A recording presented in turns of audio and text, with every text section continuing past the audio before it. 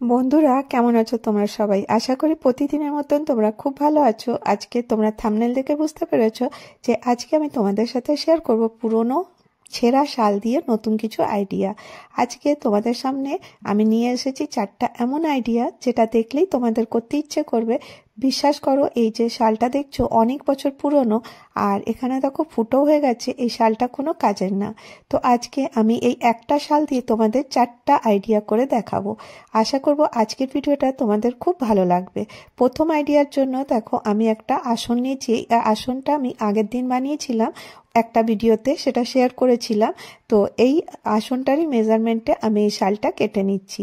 তো শালের মেজারমেন্ট তোমরা তো জানোই কতটা বড় থাকে, কিন্তু এই এই ছোট্ট একটা শাল দিয়ে আমি 4টে জিনিস করে দেখাচ্ছি। তো প্রথমের আইডিয়াটা খুব সিম্পল। আমি এখান থেকে দুটো পিস কেটে নিচ্ছি আসনের সাইজের। তো দেখো, এই শালগুলো তো অনেক গরম হয় তোমরা জানোই, আর এই শীতকাল বাচ্চারা মেঝেতে বসে যায় বা খাওয়া দাওয়ার সময় তখন কিন্তু আসনের ব্যবহার করি। তো সেই জন্য এইভাবে আসনটা তোমরা তৈরি করে নিতে পারো। এই দেখো 4-5টা আমি সেলাই করে নেব। আর এখানটাতে দুটো যে পার্ট নিয়েছিলাম ওটা উপর দিকে করেই সেলাই করেছি, সোজা পার্টটা দুদিকেই কিন্তু আছে। আর এখানে আমি সাটিনের কাপড় নিয়ে নিয়েছিলাম 3 ইঞ্চি মতন, আর এটা আমি এইভাবে সেলাই করে নেব। আর এটা দেখো এইভাবে সেলাই করে এটা উল্টে দেব, উল্টে আবার সেলাই করে দেবো, তাহলে এর বর্ডারটা হয়ে যাবে। আর তোমরা জানোই যে এই শালের কাপড় কতটা মজবুত হয়, এগুলো ফেলতেও ইচ্ছা করে না, কিন্তু পুরনো হলে কি করব বোঝাও যায় না। তো একটা সুন্দর কিন্তু আসন তোমরা এটা দিয়ে তৈরি করে নিতে পারবে। এটা ছিল প্রথম আইডিয়া। এবার চলো নেক্সট আইডিয়ায় চলে আসি। এই উপরের দিক থেকে দেখো বেশ অনেকটা কাপড় ছিল, আর এই সাইডের থেকে এই কাপড়গুলো বেরিয়েছে। এই কাপড়গুলো দিয়েই কিন্তু আজকে আমি আরো 3টে আইডিয়া শেয়ার করব। তো সেই জন্য আমি কি করছি, এখানে দেখো যে লম্বা ভাগটা ছিল সেই লম্বা ভাগটা আমি নিয়ে নিয়েছি, আর এটা পুরনো শাড়ির পাড় নিয়েছি। তোমাদের সাথে অনেকগুলো ডিআইওয়াই করেছিলাম, সেই হলুদ শাড়িটার পাড়টা ছিল। তো এটা দিয়ে আমি কি করছি তোমরা খালি একটু দেখো। এই দেখো, এই যে কাটিংটা করেছিলাম ওই লম্বা পাড়টাই যতটা বেরিয়েছে আমি পুরোটাই নিয়ে নিয়েছি, আর এখানে নিয়ে নিয়েছি শাড়ির পাড়। তো তোমরা ভাববে এটা দিয়ে কি হবে, শুধুমাত্র একটু দেখো তাহলেই বুঝতে পারবে। তো দেখো, কোনো পুরনো জিনিসকে যদি তোমরা নতুন করে ব্যবহার করো, মনটাও ভালো লাগবে আর মনে হবে যেন সার্থক হয়েছে জিনিসটা থেকে। তো সেই জন্য আমি এইভাবে ব্যবহার করছি যে তোমাদের প্রত্যেকের এই জিনিসটা কাজে আসবে। সেই আসনের মতনই ডবল ফোল্ড করে আমি 4-5টা আসনে লাগিয়ে দেবো। কিভাবে লাগাচ্ছি দেখো, প্রথমে আমি সেলাই করে নিয়ে চলে এসেছি যাতে তোমাদের বুঝতে অসুবিধা না হয়। তা আনইভেন পার্টগুলো আছে ওগুলো কিন্তু কাটা যাবে। এই দেখো, যতটা আমার দরকার ছিল কেটে নিয়েছি। আর এখানে যেগুলো টেরাবাঁকা আছে সেগুলোকে আমি কাঁচি দিয়ে কেটে সোজা করে নিচ্ছি। খুব সহজেই এটা তৈরি করতে পারবে, আর এইভাবে ফোল্ড করে নেবে। এইভাবে করলে কি হবে, ফিনিশিংটা কিন্তু খুব সুন্দর আসবে।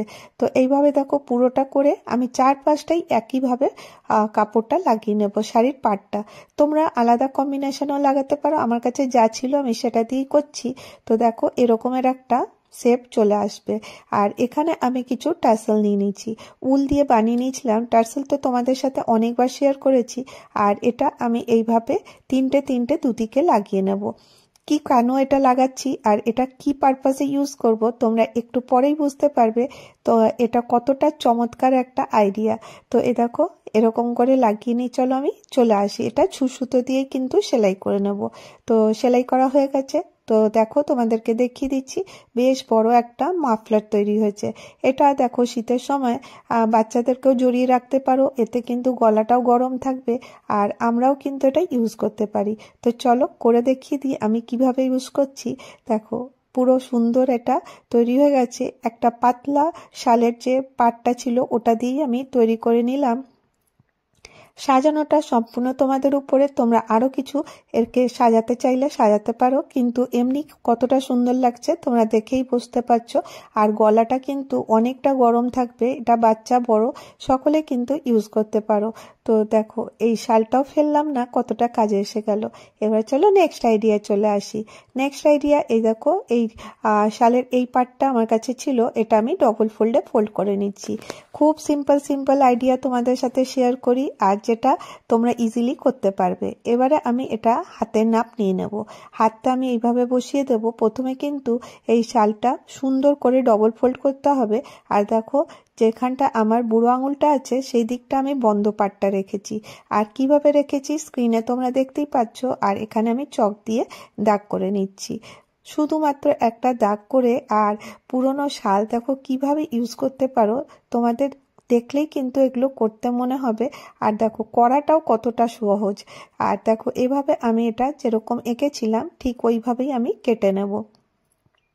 হাতের থেকে একটু বেশি জায়গা নিয়ে আমি কিন্তু এটা ড্রটা করে নিয়েছি। একদম নাপে করলে সেলাই করব যখন, তখন কিন্তু ছোট হয়ে যাবে। সেই জন্য তোমাদের হাতের যে মেজারমেন্ট সেই হাতের একটু বেশি করে কেটে নেবে। তো তোমরা স্ক্রিনে দেখতেই পেলে আমি কিভাবে কাটলাম। যে বুড়ো আঙুলটা ছিল ওই দিকটা কিন্তু ভুলেও কাটবে না। তো দেখো এরকমের একটা শেপ আমি পেয়ে গেলাম। এইটা এবারে অ্যাডজাস্ট করব।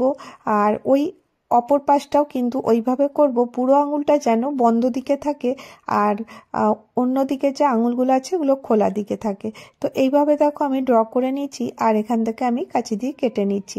তোমরা অ্যাডজাস্ট করে নিজেদের হাতের সাইজের কেটে নিতে পারো। তো দেখো দুটো আমার কাছে চলে এলো। আশা করি তোমরা বুঝতেই পারছো এটা দিয়ে একটা হ্যান্ড গ্লাভস হবে। তো এটা কি কাজে লাগবে তো তোমরা দেখতে থাকো। এবারে আমি এখানটায় ফোল্ড করে দেবো। দুপাশটাই মানে যেরকম করবো দুটোই কিন্তু একইভাবেই করব। তো একটা করে দেখিয়ে দিই তোমাদেরকে। দেখো এরকম করে আমি সেলাই করে নিয়ে চলে এসেছি। এই দেখো এরকম সেলাই করেছি। এবারে আমি একটা ইলাস্টিক নিয়েছি, 1/2 ইঞ্চির ইলাস্টিক নিয়েছি। যতটা হাতের মাপ আছে ঠিক ওর আধাটা আমি ইলাস্টিক নেব। তোমরা দেখো এইভাবে ফোল্ড করে নিচ্ছি, কারণ আমার দুটো হাতের জন্য আমি ইলাস্টিকটা কেটে নিচ্ছি। আর এইভাবে দেখো ইলাস্টিক কেটে নিয়ে এটাকে হাফ করে দেবো। মানে যতটা খোলা অংশটা ছিল ঠিক তার থেকে আধা কিন্তু আমি এটা করলাম। কিন্তু কারণ তোমরা জানো ইলাস্টিকটা টান দিলে কিন্তু বড় হবে, সেই জন্য আমি একটা সেফটি পিন নিয়েছি। আর এখান থেকে আমি এটা এইভাবে ঢুকিয়ে দিচ্ছি। কতটা সহজে আর কতটা সুন্দর জিনিস তৈরি হবে তোমরা না দেখলে বিশ্বাস করবে না। তো এইভাবে দেখো আমি এটা পরিয়ে দিচ্ছি। তো ইলাস্টিকটা টান পড়ছে, সেই জন্য এখানে কাপড়টা কুঁচকে যাচ্ছে। তো আসলে যখন আমরা হাতে পরবো যাতে হাত থেকে বেরিয়ে না যায়, তার জন্যই কিন্তু এই ইলাস্টিকটা লাগালাম।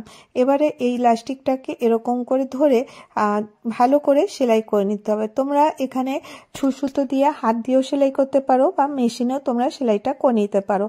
আর যেরকম শেপ আছে ঠিক সেই শেপে কিন্তু আমি সেলাইটা করে নেবো। এই দেখো আঙুল দিয়ে দেখিয়ে দিলাম, ঠিক ওইভাবেই আমি চলো সেলাইটা করে নিই।